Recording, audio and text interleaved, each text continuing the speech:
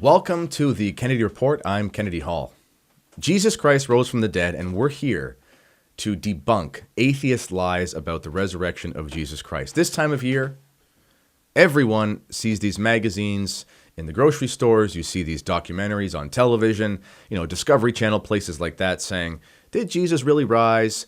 Was it a myth? Here's the real history. I remember one time someone told me it was on CNN or something, it tells you a lot, but it was about they had found the bones of Jesus Christ in Spain or something like that. Just nonsense.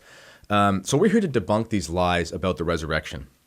Before we continue, thank you to everybody who has signed up to help us support the show. The subscriptions to the channel have been overwhelming. The financial support has been amazing. And I told you we were going to upgrade with support, and here we are. And we've got the new studio apparatus in place. So thank you to everybody who has helped us along the way. Lots of great stuff to come. All right, so Jesus Christ rose from the dead. Atheists are wrong when they say he didn't. There are usually 5 theories that we apply to the resurrection of Jesus Christ. So one is that he rose from the dead and, he died and rose from the dead. We call that, of course, Christianity. There are 4 other objections, though, that are the most common objections against the actual resurrection story. So one of them is that Jesus died, but he didn't rise. But the apostles themselves had gone through some sort of hallucination. So we'll call that the hallucination theory. Another one is that Jesus died and he didn't rise. But it's not that they were hallucinating. It's that the apostles themselves created up an elaborate story. We'll call that the myth story. Another one is Jesus died, he didn't rise, but the apostles themselves were deceivers. This is different than the myth story. We'll talk about that as we go. And another one is Jesus simply didn't die. So basically, he went through some torture thing and didn't die on the cross. He appeared like he was dead, and they put him in a tomb, and he somehow got out, and he actually was risen, but it's because he didn't die. This is one of those theories. That's called the Swoon Theory. Okay, so we're going to refute these in reverse order, going from the weakest to the strongest arguments. So, first one, the Swoon Theory. Again, this argument is essentially Christ hung on the cross. He went through his, scourging at the pillar, his sort of crucifixion passion story that he went through. He lost all the blood. He was tortured. They laid him in a tomb. They wrapped him up in swaddling cloths. They put a massive stone in front of the way. And somehow this, half-dead, energy-depleted person was able to move this massive stone. And there you go. Well, this is absurd. First of all, he couldn't have survived the crucifixion. Roman procedures were very precise. They were known for this sort of thing. This is why the Roman Empire was so effective. They had the Roman peace, the Pax Romana, basically meant we'll beat you into submission until you submit to Rome. They were good at what they did. And Roman law even had severe penalties that could even include the death penalty for soldiers who didn't follow through properly with an execution. Also, we read in the gospel that they didn't break Christ's legs. This was to fulfill prophecies about, the whole situation. However, they didn't break his legs. Why didn't they break his legs? They didn't break his legs because he was already dead. As far as how Christ would have been swaddled in those cloths, it wasn't like they just went in there like on, some Jesus cartoon and they put a little cloth on him like a bed sheet. No, it was a burial ritual. They wrapped him up very tightly. If you were half dead and had been through all of that, even if you could come back and have consciousness again somehow, it would have been like getting out of a straitjacket. There's no possible way that he did that. Also, the post-resurrection appearances are important here. Okay? When Christ appears to the apostles and others after, do they describe him as a, tortured, zombie-looking figure? No, they talk about him being in a glorious state. They see the certain wounds on him, but it's not as if he's covered in blood and being like you would be after the resurrection. In addition, there were Roman guards at the tomb. So not only would he have had to have survived an unsurvivable execution, he would have been swaddled up in something so tight it would have been suffocating. He would have then had to have gotten out of that and moved some massive stone. And then he would have had to have overpowered some of the most severely and ruggedly trained soldiers on earth at the time. Doesn't make any sense. There's just no way that this makes sense. And also, imagine in this hypothetical scenario that Christ got out of the tomb. He got out of the cave. So do we think that somehow he would have been basically naked? He would have been completely covered in blood. He just walks down the street. People just say, oh, there's just some half-dead guy. No big deal. No big deal. It wouldn't happen. It's just crazy. Okay, so the swoon theory, I think, is the easiest one to refute. Weirdly enough, the swoon theory requires you to believe a lot of the biblical theory about, or the biblical truth about the fact that he was actually crucified and these sorts of things. So it's very much picking and choosing to look at the Bible and say, well, I'm going to believe some parts of it, but I won't believe the others to debunk the Bible, which doesn't make any sense. Okay, the next one, the conspiracy theory. Now, I'm not anti-conspiracy theory per se, but I'm just saying some conspiracies are wrong and some ideas about them are wrong. So this is the idea that the apostles made up the story with the intention to deceive people. This is different than myths, which we'll talk about. But this is the idea that they knew he didn't rise from the dead. So what they did is they basically set out on this elaborate plan to just lie to everybody and hide the truth. So Blaise Pascal, a famous Christian philosopher, he said, the apostles were either deceived or deceivers. Either supposition is difficult, for it is not possible to imagine that a man has risen from the dead. The hypothesis that the apostles were knaves is quite absurd. Follow it out all the way to the end. And imagine these 12 men meeting after Jesus' death and conspiring to say that he had risen from the dead. They'd have to keep their story straight. This means attacking all the powers that be. The human heart is singularly susceptible to fickleness, to change, to promises, and to bribery. We saw this with Judas.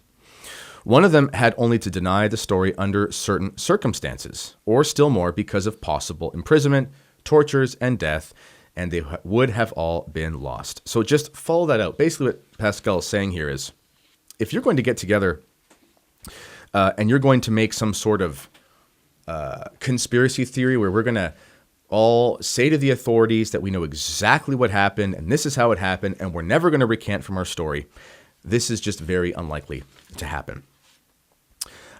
Also, if they made up the story in this way to actually deceive people, they were the most creative, clever, intelligent fantasy writers in history. I mean, these would rival Shakespeare and Dante and Tolkien.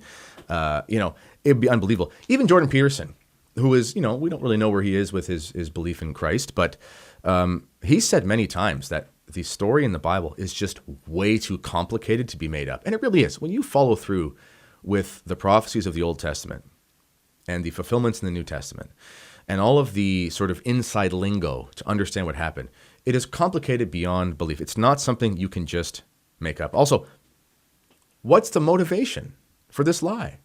Look what happened to the apostles. All of them, except for John, were brutally murdered. And they tried to murder John. It just didn't work. The poison didn't work. You lie in order to get something out of it. That's what you do to start a cult where everyone gives you your money. The prosperity gospel is more like that. But one of the apostles, hey guys, we're going to get together and now they're all going to kill us, but we're going to really lie. Why? Why would you do that? Doesn't make any sense to me. And if it was a lie, and we know it caused a kerfuffle in that area of the world at that time, it really did. Why could the collective force of the Jewish and Roman kingdoms not produce the body? It's very easy. No, his body's right over there. Our soldiers can point to it. Story closed. There are no accounts of that happening at all from antiquity. Also, think of the timing of the Gospels. It's all centered around the days and weeks surrounding the resurrection, and this is especially true in Acts. So we're to believe that the apostles somehow duped the Roman Empire, the Jewish hierarchy, somehow stole a body, beat a bunch of guards to the punch, remained unarrested for a long time, and then publicly converted thousands of people in public places based on a lie they had made up. No. Doesn't make any sense. In fact, it completely breaks the laws of psychological laws of lying. People just do not hold on to lies like that. That's not what liars do. Okay, that's the conspiracy theory. Now, what about the hallucination? There are a lot of people who will tell you, well, it's not that they were bad guys. They just really believe this, and the power of suggestion, they believe this sort of thing, and so on and so forth. Well, there's a lot of problems with that. For one, there were too many witnesses, okay? It's not as if we're talking about, one person who was really close to Christ after he was crucified, was alone somewhere, and in a dream said, I saw Christ. That'd be one thing. But we're talking about a massive amount of people. Hallucinations are private. They're individual and they're subjective, which means they're relative to the subject. Christ appeared to Mary Magdalene, to the disciples minus Thomas, to the disciples including Thomas, to the 2 disciples at Emmaus, to the fishermen on the shore, to James, and even to 500 people at once. Hallucinations do not work that way. 500 saw Christ together at the same time in the same place. This is even more remarkable than 500 private hallucinations at different times and places of the same Jesus.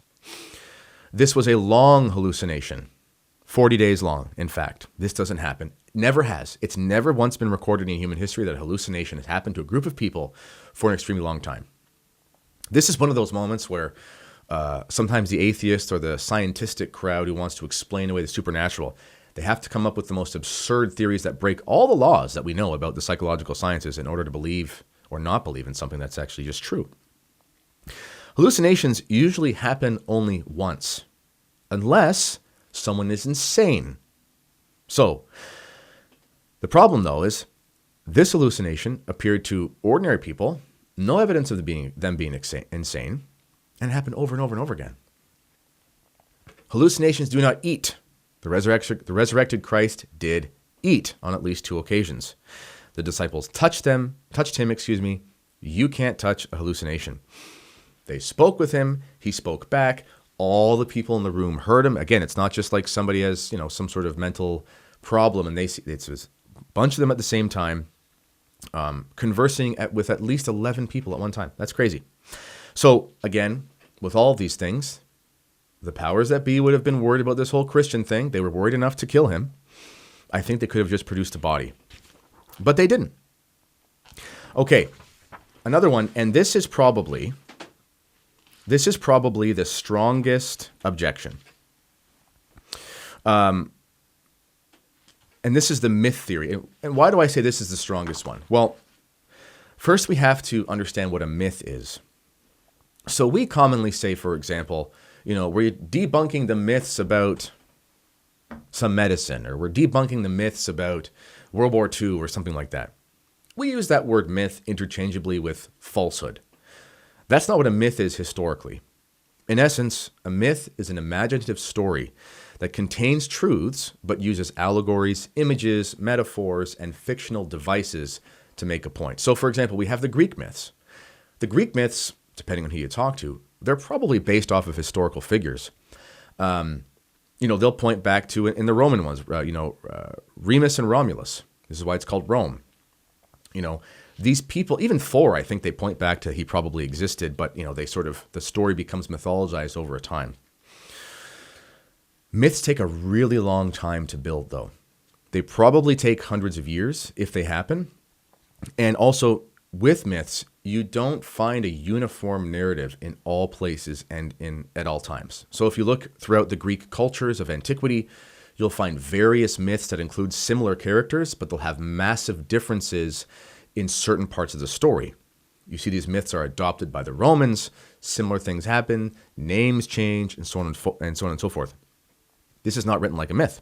The Gospels are set firmly in the real Palestine of the first century, and the little details are not picturesque inventions. They're not mythic, if that makes sense. They're written from the perspective of eyewitnesses, and the psychological depth in these is at a maximum. Myths often are the opposite. The actual characters in them are not widely or deeply drawn out. So you have these elaborate stories where there's a sort of message overall, but it's not like you get this interior understanding of the psychological workings of one particular deity who goes on these long dialogues and teaching. That's just not how it works. For example, the miracles. The miracles that happen in the gospel, they don't fit the fairy tale nature of mythic stories. Mythic stories contain fantastical elements that don't happen to normal people. In the Gospels, we have a normal world with a divine person who occasionally supersedes the laws of nature. That's very different than a mythical story. A second point is that there's no time to develop a myth. We know from very traditional, verified sources, some of these sources are actually verified historically by non-believers. They just look at the archaeological evidence. The Gospels were written within like a few short years or decades of Christ's resurrection. There was no time for a myth to develop. And also, if you look at the Gospel of Luke, for example, which is one of the earlier ones, he says he's essentially writing down what has been told for the last 20 years or so. And he's compiling all the different sources he could compile to make sure he had the same story. He's referring to the fact that these things were already disseminated and there's no myth to be found. Also, the myths, or the Gospels themselves are actually written down. Myths are usually just oral tradition. The reason is because they kind of play out like fairy stories.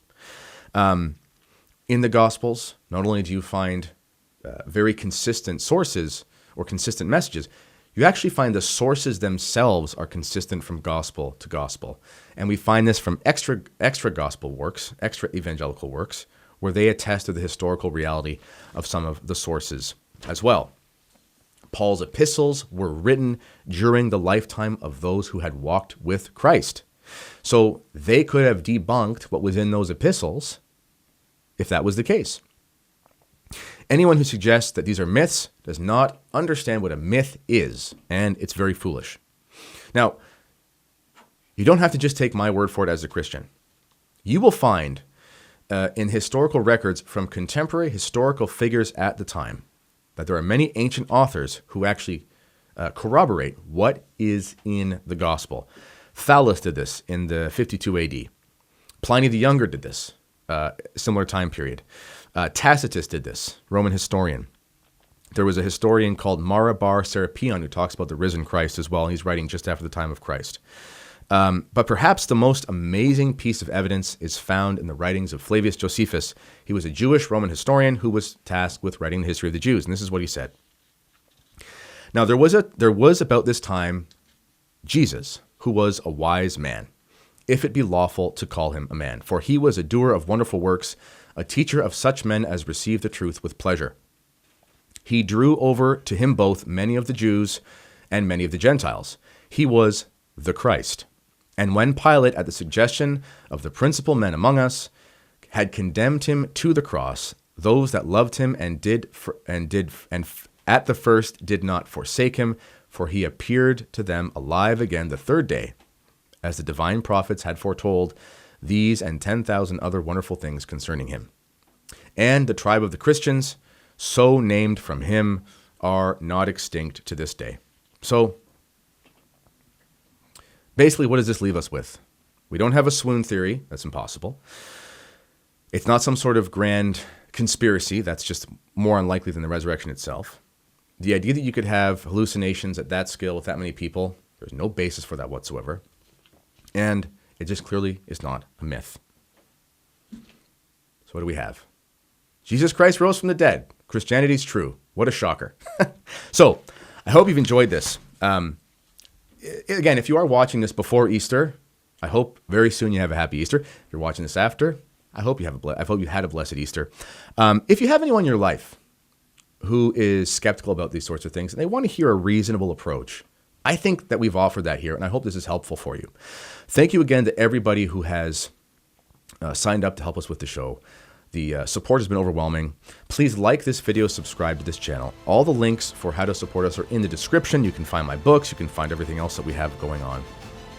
I really appreciate you stopping by and spending this time with us today. All right, well, that's all for today. I'm Kennedy Hall, and until next time, God bless.